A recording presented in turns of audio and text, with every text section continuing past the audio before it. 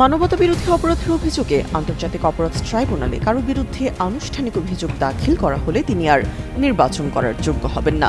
জনপ্রতিনিধি হয়ে থাকলে সেই পদে থাকার যোগ্যতাও তিনি হারাবেন। এর ফলে অভ্যুত্থানে ক্ষমতাচ্যুত আওয়ামী লীগ সভাপতি শেখ হাসিনার ভোটে অংশ নেওয়ার সব সুযোগ বন্ধ হয়ে গেল। যদি আবার বিএনপি এককভাবে ক্ষমতায় যায়, তাহলে আবার বাইপাস রুট কিন্তু আবার আওয়ামী লীগ ঢুকবে। বিএনপি যদি এককভাবে ক্ষমতায় আসে তাহলে দেশে চাঁদাবাজি, গুন্ডাতন্ত্র ও টাকা পাচার আরও বেড়ে যাবে। পাশাপাশি বাইপাস দিয়ে আওয়ামী লীগ ও ভারত আবারও প্রভাব বিস্তার করবে। বাংলাদেশে যদি নামাজ কায়েম হয়, 18 কোটি মানুষ নামাজ পড়বে। আপনি একটা ভোট দিয়ে 18 কোটি মানুষের নামাজ। জামায়াতকে ভোট দিলে বেহেশত নিশ্চিত। জনপ্রিয় বক্তা ও জামায়াত নেতা আমির হামজার এমন মন্তব্যে ফের তোলপাড় রাজনৈতিক অঙ্গন। একের পর এক বেফাঁস মন্তব্যের কারণে আগে থেকেই সমালোচনার মুখে থাকা আমির হামজা আবারও নতুন বিতর্কের জন্ম দিয়েছেন। হঠাৎ কার্যক্রম স্থগিত, আওয়ামী লীগ নেতার বাসায় বৈঠক করেছেন 3 দেশের রাষ্ট্রদূত। এ নিয়ে শুরু হয়েছে তোলপাড়। বিশেষ করে একদিকে নির্বাচনের প্রস্তুতিতে সরব পুরো দেশ, অন্যদিকে ঝটিকা মিছিল সহ বিভিন্ন কৌশলে দেশে অস্থিরতা তৈরির পায়তারা করছে কার্যক্রম স্থগিত দলটির নেতাকর্মীরা। আসসালামু আলাইকুম আমার দর্শক শ্রোতা ও আমার কলিজার ভাই ও বোনেরা। আওয়ামী লীগ আর কোনোদিন নির্বাচনে অংশ নিতে পারবেন না। আওয়ামী লীগ আর কখনো নির্বাচন করতে পারবেন না। সুপ্রিয় দর্শক শ্রোতা, ইতিমধ্যে আওয়ামী লীগের এক নেতার সাথে 3 রাষ্ট্রদূতের বৈঠক, আর সেই বৈঠক নিয়ে সৃষ্টি হয়েছে চাঞ্চল্যকর। সুপ্রিয় দর্শক শ্রোতা, আজকের এই ভিডিওতে খুবই চাঞ্চল্যকর তথ্য রয়েছে। জামাতকে ভোট দিলে আপনার বেহেশত হবে নিশ্চিত। তার মানে কি আপনারা বেহেশতে যেতে চান না? যারা আল্লাহর কোনো কাজ না করে বেহেশতে যেতে চান, তারা অবশ্যই জামাতকে ভোট দেন। জামাত একটি দল হাসিনা পতন হওয়ার পর ভালো শক্তিশালী ছিল, কিন্তু সেই জামাতের ভিতরে এমন কিছু মুনাফিক ঢুকে গেছে যাদের জন্য জামাতও ধ্বংসের দিকে চলে যাচ্ছে। যারা কিনা এখন নিজেকে আল্লাহ দাবি করেন, কারণ বেহেশত কিংবা দুজক সেটা আল্লাহর সৃষ্টি, আর আল্লাহর হুকুমেই সেখানে কে বেহেশতে যাবে কে দুজকে যাবে সেটা আল্লাহ তাআলাই লিখবেন। কিন্তু জামাতের কর্মীরা এমন কিছু মন্তব্য করছে যে যদি জামাতকে ভোট দেওয়া হয় আপনার বেহেশত হবে নিশ্চিত। নাউজুবিল্লাহ।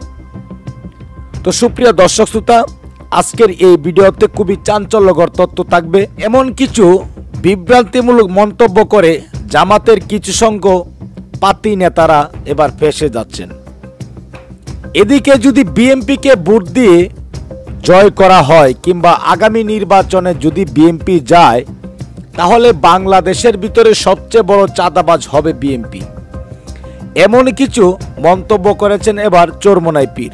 সুপ্রিয় দর্শক শ্রোতা, ইতিমধ্যে ভিডিও শুরুতেই যে বিশেষ অংশগুলো দেখিয়ে আজকের এই ভিডিও শুরু করেছি, সম্পূর্ণ ভিডিওটি প্রমাণ সহকারে থাকবে আজকের এই ভিডিওতে।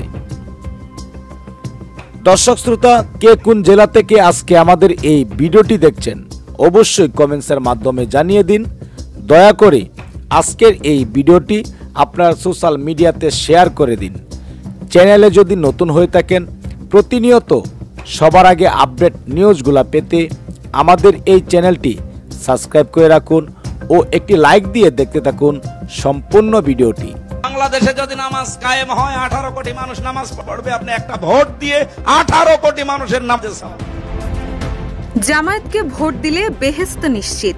জনপ্রিয় বক্তা ও জামায়াত নেতা আমির হামজার এমন মন্তব্যে ফের তোলপাড় রাজনৈতিক অঙ্গন। একের পর এক বেফাঁস মন্তব্যের কারণে আগে থেকেই সমালোচনার মুখে থাকা আমির হামজা আবারও নতুন বিতর্কের জন্ম দিয়েছেন। ভারতীয় অভিনেত্রী রাশমিকা মান্দানাকে নিয়ে বিতর্কিত মন্তব্য থেকে শুরু করে ঢাবির মুহসিন হলে 16 বছর ধরে আজান না দিতে দেওয়া, জাবির হলে শিক্ষার্থীরা মদ দিয়ে কুলি করে এমন দাবি করে এক ওয়াজ মাহফিলে বক্তব্য দিয়ে ঝড় তুলেছেন সামাজিক মাধ্যমে।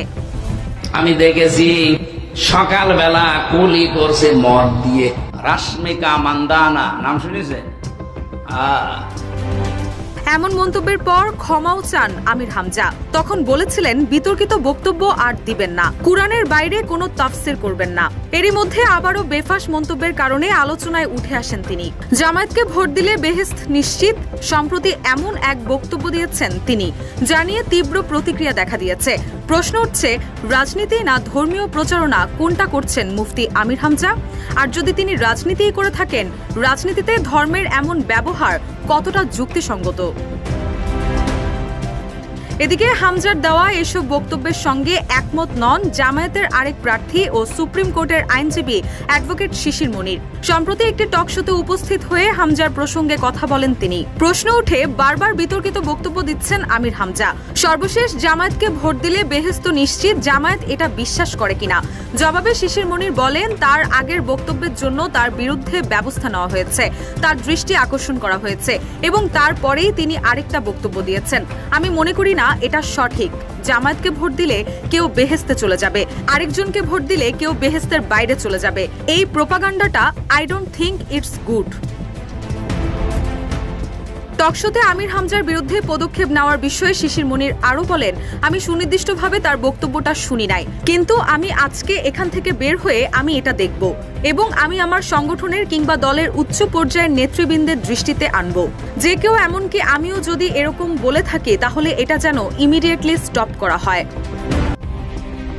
হঠাৎ কার্যক্রম স্থগিত আওয়ামী লীগ নেতার বাসায় বৈঠক করেছেন 3 দেশের রাষ্ট্রদূত। এ নিয়ে শুরু হয়েছে তোলপাড়। বিশেষ করে একদিকে নির্বাচনের প্রস্তুতিতে সরব পুরো দেশ, অন্যদিকে ঝটিকা মিছিল সহ বিভিন্ন কৌশলে দেশে অস্থিরতা তৈরির পায়তারা করছে কার্যক্রম স্থগিত দলটির নেতাকর্মীরা। এমন অবস্থায় ক্ষমতাচ্যুত আওয়ামী লীগ সরকারের সাবেক পরিবেশ, বন ও জলবায়ু পরিবর্তন বিষয়ক মন্ত্রী সাবের হোসেন চৌধুরীর বাসায় রাষ্ট্রদূতদের বৈঠক যেন নতুন করে জন্ম দিচ্ছে কৌতূহলের। সোমবার দুপুরে রাজধানীর গুলশান 2 এর সাবের হোসেন চৌধুরীর নিজ বাসভবনে প্রায় 2 ঘন্টা ধরে অত্যন্ত গোপনীয়তায় চলে এ বৈঠক। এতে অংশ নেন ঢাকায় নরওয়ের রাষ্ট্রদূত হ্যাকেন অ্যারাল্ট গুলব্রানসন, সুইডেনের রাষ্ট্রদূত নিকোলাস লিনাস রাগনার উইক্স এবং ডেনমার্কের রাষ্ট্রদূত ক্রিশ্চিয়ান ব্রিক্স মলার। এই 3 রাষ্ট্রই স্ক্যান্ডিনেভিয়ান দেশ, যারা বাংলাদেশের জলবায়ু পরিবর্তন, টেকসই উন্নয়ন ও মানবাধিকারের ক্ষেত্রে দীর্ঘদিনের অংশীদার। এমন তথ্য দিয়ে মঙ্গলবার একটি প্রতিবেদন প্রকাশ করে দৈনিক কালবেলা পত্রিকা। সেখানে সংশ্লিষ্ট নির্ভরযোগ্য সূত্রের বরাতে বলা হয়, বৈঠকে কার্যক্রম নিষিদ্ধ হওয়া দলটির আসন্ন জাতীয় সংসদ নির্বাচনে অংশগ্রহণের কোনো পরিকল্পনা রয়েছে কিনা সে বিষয়ে কূটনীতিকরা জানতে চান সাবের হোসেন চৌধুরীর কাছে। এছাড়া কিভাবে দলটির কার্যক্রম ফের শুরু করা যায় তা নিয়েও আলোচনা হয় দুই পক্ষের। প্রতিবেদনে বলা হয়, বড় দল হিসেবে আওয়ামী লীগের স্বচ্ছ ভাবমূর্তির সদস্যদের যদি বর্তমান সরকার ও অন্যান্য রাজনৈতিক দল নির্বাচনে অংশগ্রহণের সুযোগ দেয়, তাহলে বিদেশি কূটনীতিকদের তাতে তেমন কোনো আপত্তি নেই বলে জানান নর্ডিক রাষ্ট্রগুলোর কূটনীতিকরা।